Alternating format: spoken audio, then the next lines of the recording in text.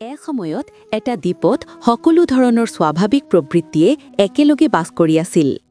দ্বীপটোত বানপানী হোৱাৰ সম্ভাৱনা দেখা পাই সকলোৱে লৰালৰিকৈ দ্বীপটো পৰিত্যাগ কৰিবলৈ তৎপৰ হ'ল।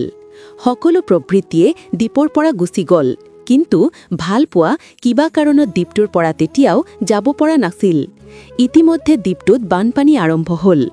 ভালপোৱাই দ্বীপটোৰ পৰা কেনেকৈ আন ঠাইলৈ যাব পাৰি সেই কথা ভাবি থাকোঁতেই অহংকাৰক দেখা পালে। অহংকাৰক ডাঙৰ নাও এখনত গৈ থকা দেখা পাই ভালপোৱাই অহংকাৰক তেওঁকো লগত লৈ যাবলৈ অনুৰোধ কৰিলে। কিন্তু অহংকাৰে যথেষ্ট দাম্ভিকতাৰে নাওখনত ঠাইৰ অভাৱ বুলি আপত্তি দেখুৱাই গুচি যায়। কিছু সময়ৰ পিছতে ভালপোৱাই এখন প্ৰকাণ্ড জাহাজত প্ৰাচুৰ্য গৈ থকা দেখা পালে। ভালপোৱাই প্ৰাচুৰ্যকো সহায় বিচাৰিলে, কিন্তু প্ৰাচুৰ্যই জাহাজখনত থকা ধন সোণৰ বাবে ভালপোৱালৈ ঠাই নহয় বুলি কৈ গুচি যায়। অলপ সময়ৰ পিছতে দুখবোধকৌ এখন সৰু নাৱত ভালপোৱাই সেইফালেৰে গৈ থকা দেখা পোৱাত দ্বীপৰ পৰা উদ্ধাৰ কৰিবলৈ অনুৰোধ কৰাত দুখবোধে নিজৰ মনত বহুত দুখৰ বাবে ভালপোৱাক দ্বীপৰ পৰা উদ্ধাৰ কৰিবলৈ অপাৰক বুলি কৈ গুচি গ'ল। খন্তেক পিছতে আনন্দও এখন সুন্দৰ সৰু জাহাজত ভালপোৱাৰ আগেৰে পাৰ হৈ গ'ল। আনন্দ ইমানেই স্ফূৰ্তিত আছিল যে ভালপোৱাৰ চিঞৰ শুনা নাপালে। সকলোৱে সহায়ৰ হাত আগ নবঢ়োৱাত ভালপোৱা কিংকৰ্তব্য বিমূঢ় হৈ পৰিল। সেই সময়তে এখন জাহাজ ভালপোৱাৰ কাষত ৰলহি, আৰু কোনোবাই ভালপোৱাক ভিতৰৰ পৰা চিঞৰিলে, "সোনকাল কৰা, বানপানীয়ে খুব কম সময়তে দ্বীপটো বুৰাই পেলাব, তাৰ আগতেই আমি ইয়াৰ পৰা যাব লাগিব।" ভালপোৱাই এক মুহূৰ্তও পলম নকৰি জাহাজখনত ভৰি দিলে।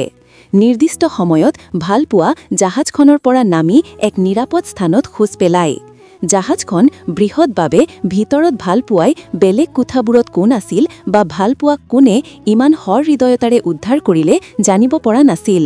সেয়ে ভালপোৱাৰ মনটো সহায়কাৰীৰ পৰিচয় জানিবলৈ উদ্গ্ৰীৱ হৈ পৰিছিল।